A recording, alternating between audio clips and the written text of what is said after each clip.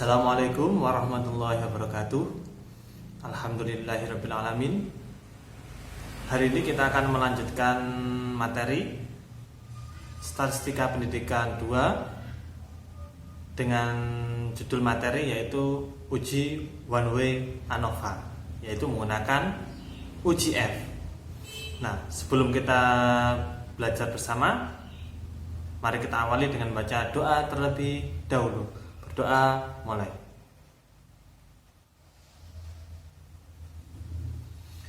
Doa selesai. Nah, gimana kabarnya hari ini?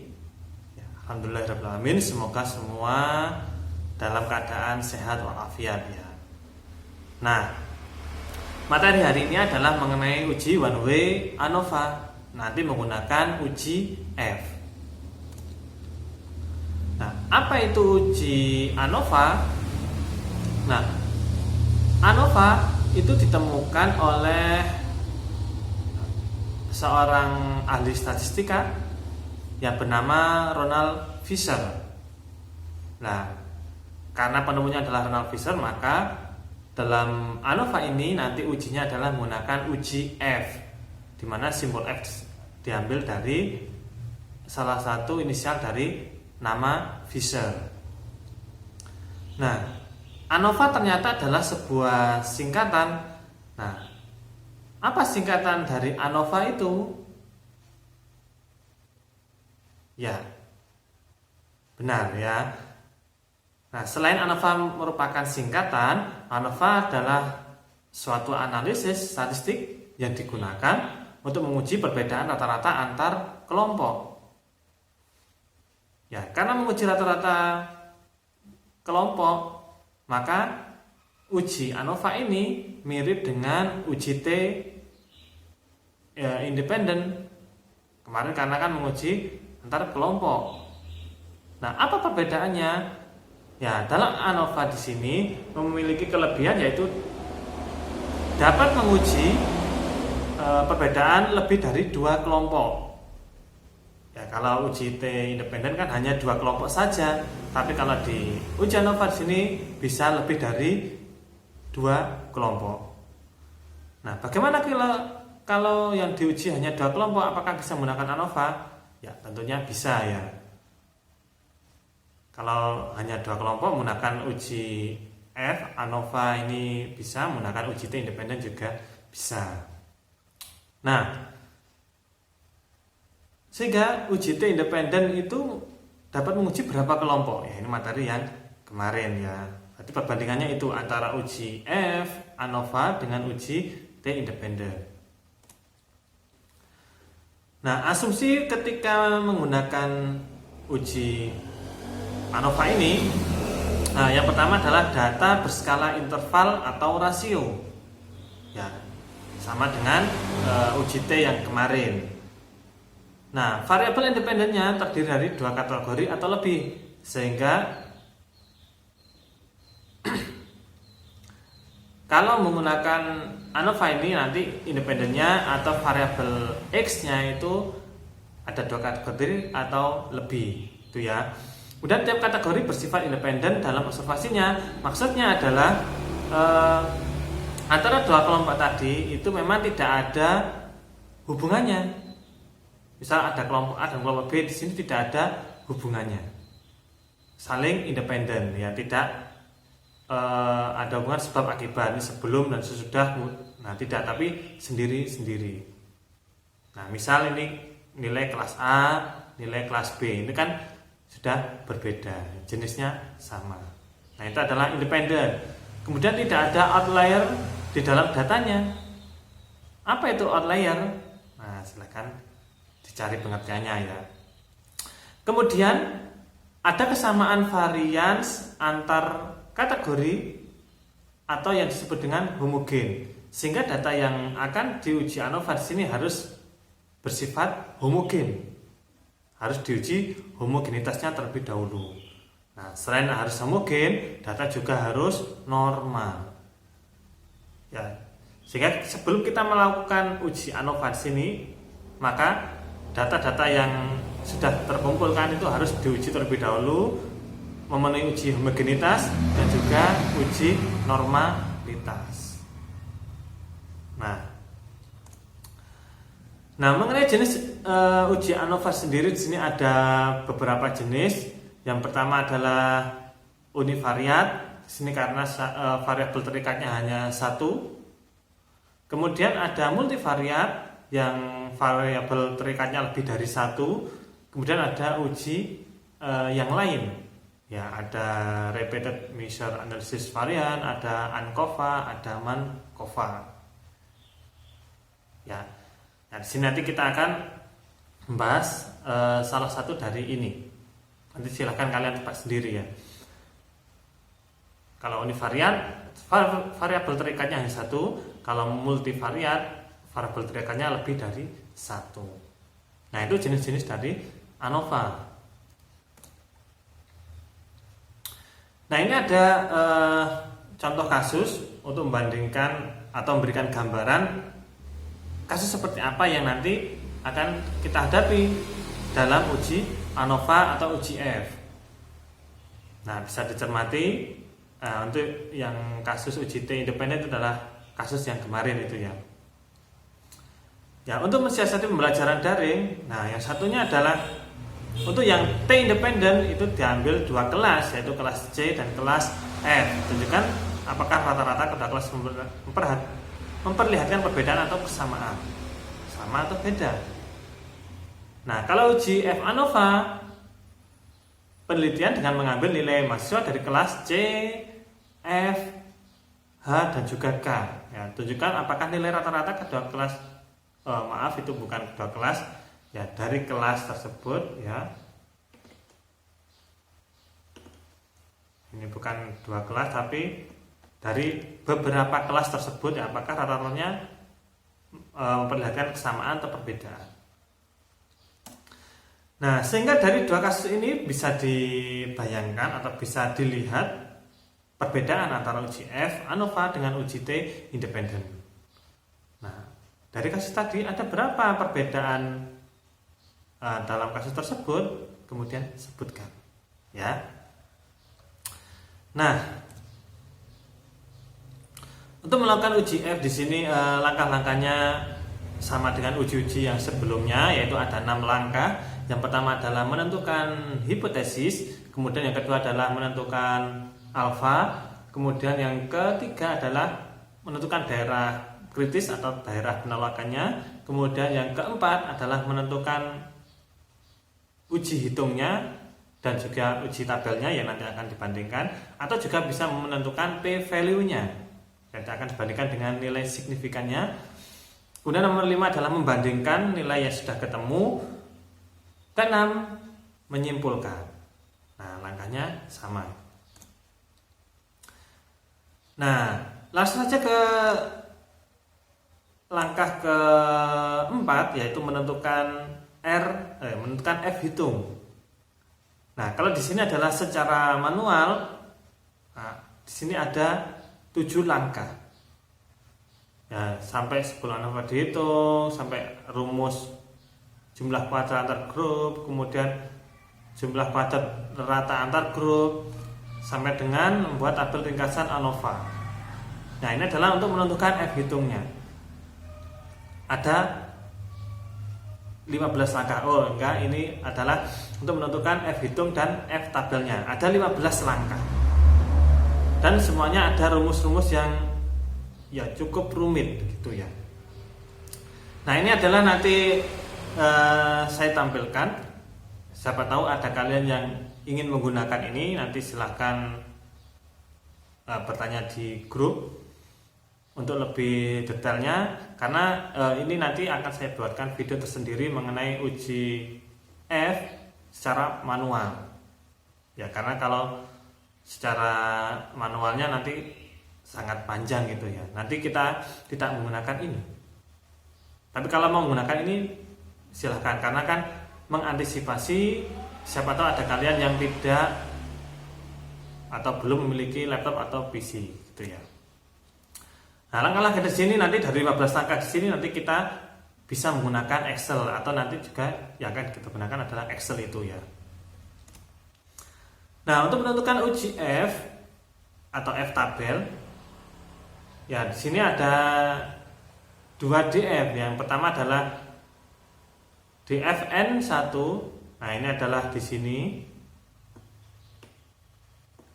Nah, kemudian yang N1 adalah N kategori. N kategori adalah pengelompokannya. Dalam penelitian yang atau kasus yang dihadapi itu ada berapa kelompok. Nah, misal ada di contoh kasus yang sebelumnya tadi kan ada dari kelas C, kelas F, kelas H, dan kelas K. Berarti kan ada 4 kelompok atau 4 kategori. Sehingga DFN satunya yaitu 4-1. Kalau kasus yang tadi karena ada 4 kelompok, maka rumusnya adalah jumlah N kategori dikurangi 1 berarti 3. Ya. Kemudian untuk DFN 2-nya, nah ini jumlah datanya berapa? Jumlah datanya berapa? Misal tadi dari 4 kelas, per kelas diambil 10 mahasiswa, berarti kan ada 40. Nah, satu kelas diambil 10, misal ini ya. Satu kelas diambil 10, ada 4 kelas, berarti kan 40. Nah, rumus DFN 2-nya, jumlah data berarti 40 dikurangi banyaknya kategori, berarti 40 dikurangi 4. 4 dari mana? 4 dari banyaknya kategori tadi, berarti 36. Jadi nanti di bagian sini ya dicari yang 36. Nah, untuk secara lengkapnya nanti ada F tabelnya ya. Di bawah ini hanya cuplikan depannya saja. Nah, untuk nanti menghitungnya kita bisa menggunakan F tabel ini. Nanti saya berikan F tabelnya, atau juga bisa menggunakan Excel. Ya.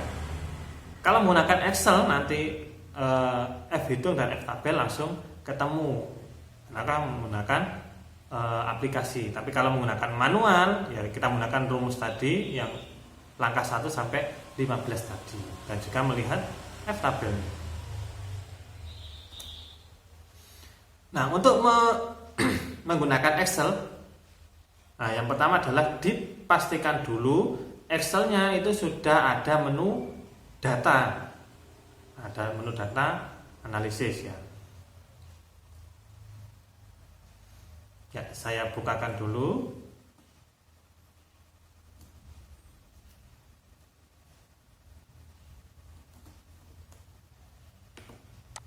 Nah, ini saya bukakan untuk Excelnya, nanti supaya mengetahui supaya bisa digunakan untuk uji ANOVA ini Excelnya seperti apa. Nah,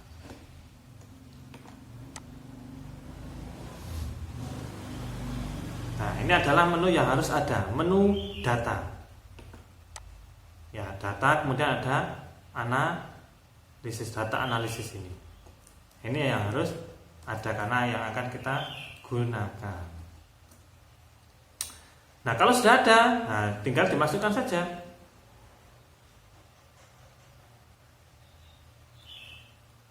Ya, kemudian klik data analisis, kemudian pilih ANOVA single faktor. Oke, kemudian tampilannya seperti itu. Pilih area input ring, kemudian diblok data yang sudah kita entry tadi, diblok dalam input ring.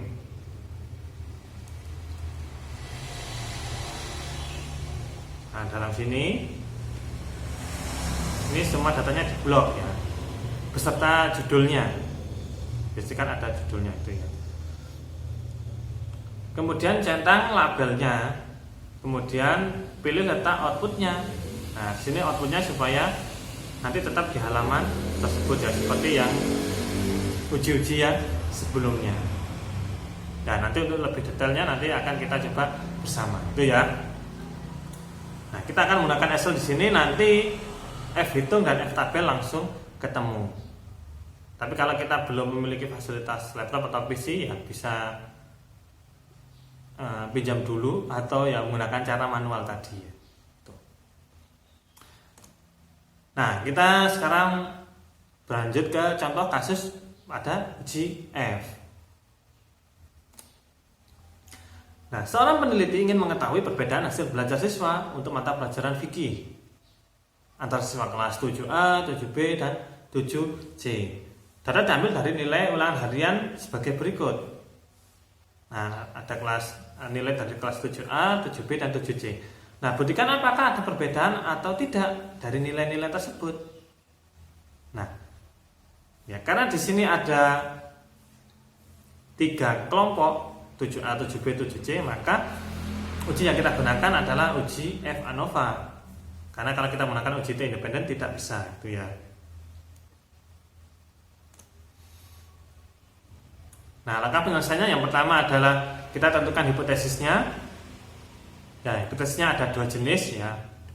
Sebelumnya kemarin belum ada 2 jenis. Nah, sekarang sebutkan 2 jenis. Yang pertama adalah hipotesis secara deklaratif atau secara kalimat.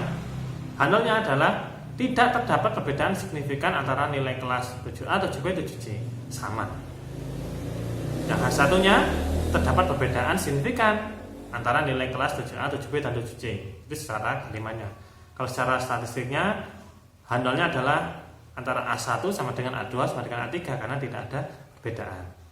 Kemudian satunya adalah A1 tidak sama dengan A2, tidak sama A3 karena terdapat perbedaan. Itu ya. Kemudian menentukan alfanya di sini saya pilih 5%. Kemudian darah penolakannya adalah jika nanti P value kurang dari signifikan atau F hitungnya lebih dari F tabel, maka tolak H0-nya. Nah, itu darah penolakannya. Nah, kalau sudah, sekarang lanjut ke ke langkah keempat, yaitu menentukan F hitung dan F tabelnya.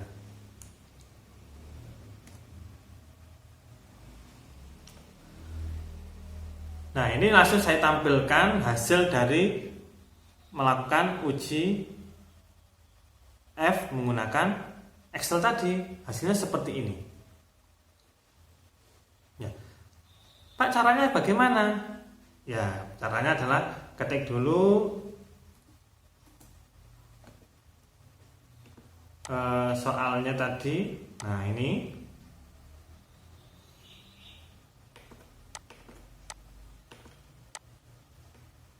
sudah ya, datanya sudah dimasukkan semua. Ya, A1 maksudnya adalah kelas 7A, ini 7B, ini 7C tadi. Kemudian klik data, kemudian data analisis, kemudian pilih ANOVA single factor, ya, ANOVA single factor, kemudian OK. Nah, di bagian sini input ring diblok. Nah, dari judulnya di sini sampai semuanya. Nah, ini ya.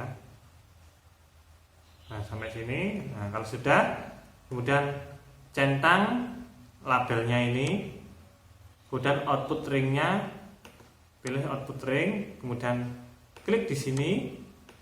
Nah, pilih tempat yang kosong. Nah, di sini aja ya. Dan klik OK. Nah, ini sudah kita peroleh nilai dari uji ANOVA-nya ya, ANOVA single factor. Nah, ini sudah ketemu. Nah, tampilan di sini saya pindah ke sama dia adalah tampilan di Excel tadi. Nah, dari sini cara membacanya adalah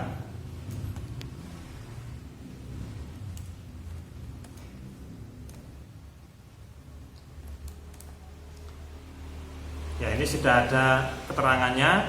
Yang pertama adalah di kolom yang bawah itu F adalah F hitungnya, yaitu nilai 6,6 sekian. Kemudian F kriteria itu adalah F tabelnya, yaitu 3,29 sekian. Kemudian P value nya 0,0039. Kemudian ada DFN satunya, ya karena tadi ada 3 kategori, ada kelas 7A, 7B, 7C, berarti rumusnya N-1, 3-1 ya, ada 2. Kemudian jumlah datanya tadi di DFN 2 nya karena tadi jumlahnya ada 34, ada 35, mas saya jumlah datanya 35 dikurangi banyaknya kategori, 35 kurangi 3 ada 32 ini ya. Nah ini countnya adalah banyak data, berarti 7A ada 11, 7B ada 12, 7C ada 12. Ini adalah jumlah nilainya, jumlah total nilainya di kolom sum. Kemudian ini adalah rata-ratanya, rata-rata. Kemudian ini adalah varians dari nilainya per kelas ya, var-nya.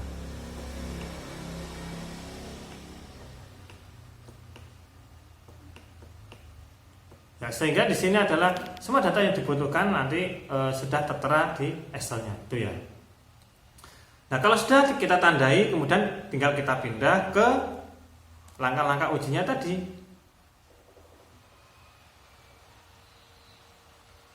Nah, F hitungnya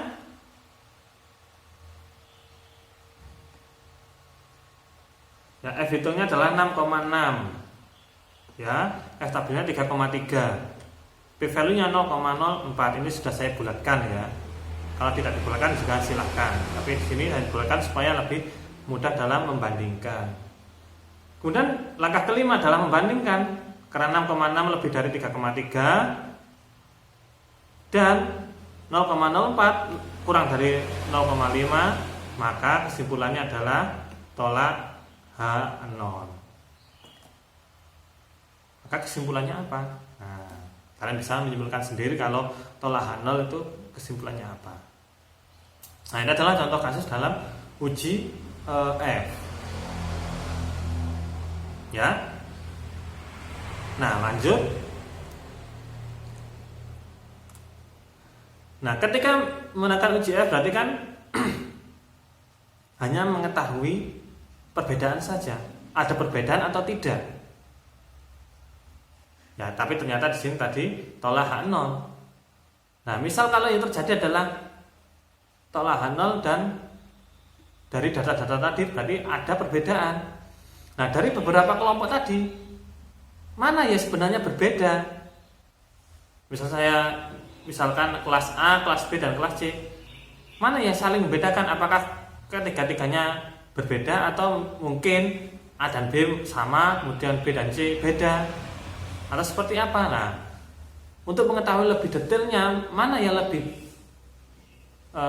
menunjukkan perbedaan, maka menggunakan uji LSD. Nah, apa itu uji LSD? Nah, apabila uji LSD itu adalah apabila hasil uji F menunjukkan perbedaan. Nah, apa semua kelompok berbeda satu sama lain? Nah, ini syaratnya satu dulu ya. F harus menunjukkan perbedaan atau tolak H0 tadi. Tapi kalau terima H0 ya tidak menuju ke uji ini. Ya, tapi kalau berbeda baru ke ini. Ya, apa semua kelompok berbeda satu sama lain dari beberapa kelompok tadi atau hanya beberapa kelompok saja yang menunjukkan perbedaan? Nah, untuk mengetahuinya nanti bisa menggunakan uji LSD. Nah, untuk uji ANOVA memberikan informasi secara keseluruhan. Ya, ANOVA di sini hanya keseluruhan saja, berarti dari tiga kelompok di kasus tadi adalah perbedaan secara keseluruhan. Tapi secara detailnya mana yang berbeda? Nah, kita bisa menggunakan uji LSD. Ya, uji LSD adalah merupakan singkatan dari Less Significance Difference, atau kalau di Indonesia kan adalah uji beda nyata terkecil atau uji BNT. Nah, di sini nanti yang kita akan gunakan istilahnya adalah BNT, beda nyata terkecil ya. Less kecil, significant difference ya, perbedaan kecil sama. Uji BNT. Nah, metode ini menjadikan nilai BNT atau nilai LSD sebagai acuan dalam menentukan apakah rata-rata dua perlakuan berbeda secara statistik atau tidak. Itu ya. Nah, untuk menggunakan uji LSD, nah rumusnya adalah seperti itu. BNT yaitu sama dengan T alfa dVe kali akar 2 kali MSE per R. Ya, variabelnya rumit-rumit gitu ya, tapi jangan khawatir, ini semuanya sudah ada. Nah, BNT adalah batas nilai terkecil tadi. Kemudian T tabel, berarti kita akan menggunakan T tabel yang sebelumnya. DFE adalah jumlah data dikurangi jumlah N kategori. Kemudian MSE adalah jumlah kuadrat dalam. Apa maksudnya? R adalah banyak data per kelompok. Banyak data per kelompok. Nah, untuk menentukan beberapa nilai dalam uji BNT ini sudah ada di hasil Excel yang sebelumnya tadi. Ya, contohnya adalah di bagian R. R adalah banyak data per kelompok. Nah, di sini ada 11, 12, 12. Nah, kenapa kok diambil yang 11? Ya, karena tadi kalau ambil 12, kan kelas A tidak ada 12. Nah, nanti menggunakan yang mana? Sehingga mencari yang minimal di sini. Yang minimal yang mana? Yang 11 ya. Misal kelas A hanya 9, 12, 12, berarti ya kita ambil yang 9, yang minimalnya. Itu untuk R. Kemudian untuk DFE-nya, nah itu sama dengan DFN 2-nya, yaitu ini. Yang 32. Kemudian MSE adalah ini di kolom MS. Kemudian pilih yang bawah.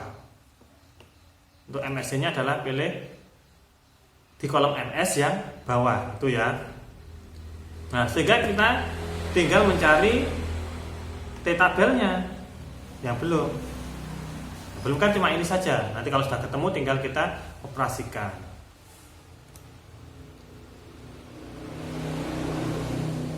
Nah, langkah ujinya adalah seperti ini. Menentukan hipotesis, kemudian menentukan alfanya, kemudian daerah penolakannya adalah rata-rata X1 min X2, berarti dari dua kelompok di sini saling dikurangi, nanti hasilnya dipositifkan karena ada tanda mutlaknya. Kalau lebih dari BNT maka tolak H0. BNT-nya ya. Nah, kemudian langkah keempat adalah tentukan selisih rata-rata masing-masing. Berarti nanti kalau ada tiga kelompok berarti ya selisihnya masing-masing, dan juga menentukan BNT-nya. Kemudian bandingkan selisih rata-rata masing-masing dan bandingkan dengan BNT. Dan kesimpulan. Nah, ini dari kasus tadi, karena sudah terbukti menunjukkan perbedaan, tunjukkan kelas yang memiliki perbedaan. Ya, tunjukkan kelas. Nah, kalau tadi kan kalau di ANOVA kan secara keseluruhan, kalau sekarang langsung menunjukkan kelas mana yang menunjukkan perbedaan dari ketiga kelas ini. Nah, kita melakukan uji LSD-nya.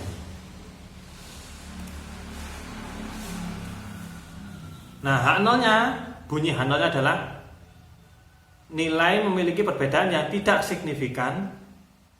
Nilai memiliki perbedaan yang tidak signifikan berarti kan menunjukkan perbedaan tapi tidak signifikan.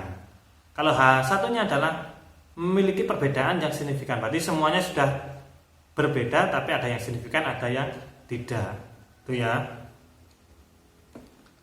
Kemudian alfanya adalah 5%. Karena tadi kita awalnya adalah menggunakan 5%. Kemudian tentukan daerah kritis penolakannya. Ini tadi seperti yang awal tadi. Kemudian tentukan selisih rata-rata masing-masing dan nilai BNT-nya. Itu ya. Nah, untuk nilai rata-rata, nah sudah ada di sini. Nah, ini adalah nilai rata-ratanya. Nah, karena angkanya agak banyak, maka kita bisa dibulatkan menjadi satu angka di belakang koma atau dua angka di belakang koma. Nah, ini tinggal mengganti saja. Tinggal kita dikurangkan satu persatu. A1 kurangi A2, kemudian A1 kurangi A3, kemudian A2 kurangi A3. Nah, itu kan nanti sudah ketemu selisihnya, itu ya. Nah, kita cari BNT dulu. BNT tadi sudah ada R-nya, ada DFE-nya, ada MSE-nya. Nah, T tabelnya, ya T tabelnya di sini alfa DFE. Alfanya adalah 5%, DFE-nya ada 32.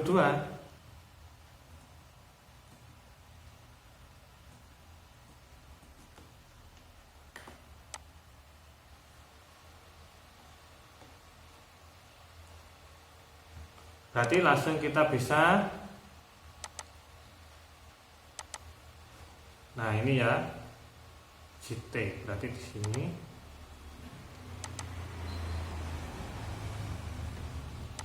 ya alfanya adalah 5%. Nah, ini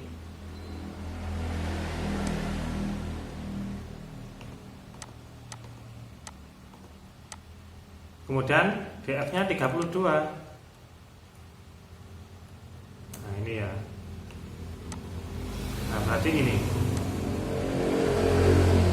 2,04. Ini ya. 2,04. Ini mencarinya di T tabelnya tadi. Nah, kalau sudah ketemu semua, nah tinggal dihitung saja BNT-nya. 2,04 dikali akar 2 kali 1,14 dibagi 11 di akar, nah, ketemu 0,93 BNT-nya. Ya. BNT sudah ketemu, berarti kita langkah selanjutnya adalah mengurangkan atau menghitung selisih antar rata-rata masing-masing kelompok. Ya, bandingkan selisih rata-rata masing-masing kelompok. Nah, ini saya tabelkan di sini adalah A1. Ini A1 nilai rata-ratanya, A2 rata-ratanya, dan ini juga A1, A2, A3. Kemudian dikurangkan. Nah, ini kurangi ini kan 0. Nah, berarti kemudian A1 dikurangi A2 0,72. Kemudian A1 dikurangi A3 0,86. Dan seterusnya, saling dikurangkan A1 dengan A2, A1 dengan A3 dan seterusnya. Nah, kalau sudah ketemu atau sudah dibandingkan, ya ini adalah 0,72 ini dari ini ya. Nah, 6,64 dikurangi 5,92. Ya, nanti kalau misal hasilnya negatif, langsung negatifnya dihilangkan ya, karena tadi ada tanda mutlaknya. Nah, kalau sudah ketemu semua, nah, kemudian dibandingkan dengan nilai BNT-nya. BNT-nya adalah 0,93. Nah, kita cari nilai yang selisihnya di atas 0,93. Ya, sama dengan 0,93 atau di atas 0,93. Nah, ini ada 0,72 berarti kan tidak. Ada 0,86 berarti kan tidak. Ya, karena kan dibutuhkan 0,93 atau lebih. Nah, ini ada satu ya, ada 1,58 lebih dari BNT-nya. Nah, berarti hanya 1,8 itu adalah dari kolom A2 dan A3, berarti perbandingan antara kelompok B dan kelompok C. Nah, kan tadi yang menunjukkan itu, maka kesimpulannya adalah, nah, nilai rata-rata A1 dan A2 dan A1 dan A3 itu memiliki perbedaan tapi tidak signifikan, nah, karena kurang dari BNT ini ya. A1 dan A2 kemudian A1 dan A3 itu memiliki perbedaan tapi tidak signifikan. Kemudian kesimpulan yang kedua, nilai rata-rata A2 dan A3 memiliki perbedaan yang signifikan karena nilainya itu lebih dari BNT-nya. Nah, sehingga di uji LCD sini akan memperoleh beberapa kesimpulan. Ya, sehingga nanti mungkin ada satu kesimpulan, mungkin ada beberapa. Ya, kalau di contoh ini ada 2 kesimpulan. Nah, demikian materi pada hari ini. Apabila ada pertanyaan, ya silahkan disampaikan di grup yang tersedia. Ya, mari kita akhiri dengan baca hamdalah bersama-sama. Alhamdulillahirabbil alamin. Saya akhiri. Assalamualaikum warahmatullahi wabarakatuh.